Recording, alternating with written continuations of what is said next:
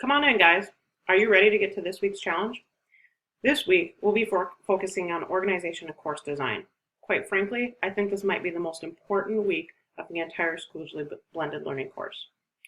I think it's most important is because this is really where we can make some determinations on how we are going to transform the way our classroom looks in the eyes of our students. It allows us to put in those pieces of interactivity and engagement that we might be missing.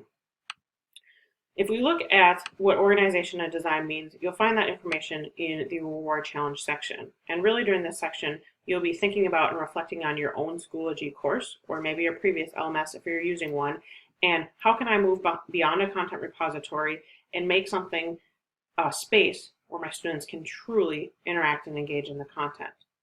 But not only that, it's thinking about it from a student perspective. What might make sense to us as a teacher doesn't always make sense to our students.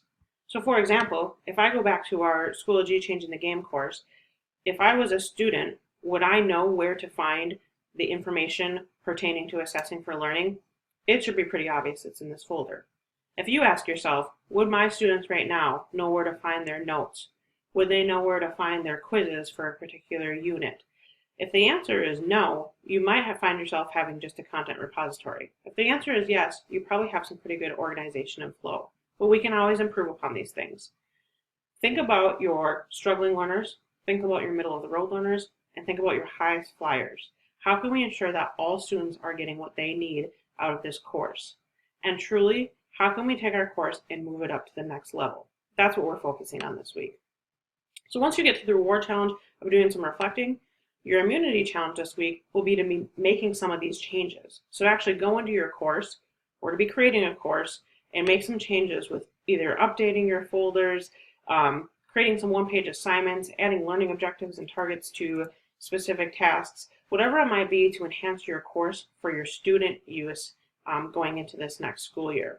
When you're all done making these changes or making any adjustments you want to, you will upload some screenshots to the discussion thread so that I shouldn't say screenshots. You'll upload something that showcases your work to this discussion thread so that the rest of the group can get an idea of some of the changes you've made. Remember, it might seem like a pretty simple task to you or it might seem pretty obvious, but having another set of eyes on it, somebody that can be reflective or ask some clarifying questions, is really going to help move you forward as you look at this week's challenge. Don't be afraid to give some people some critiques, obviously some positive critiques. Ask people questions and provide feedback as they're posting what they're doing, because who knows, what someone else might do in their class might suddenly translate to something that will work in your class. Remember, the goal is to transform what our learning management looks like so it becomes a place that is interactive and engaging. Let's get to this week's challenge.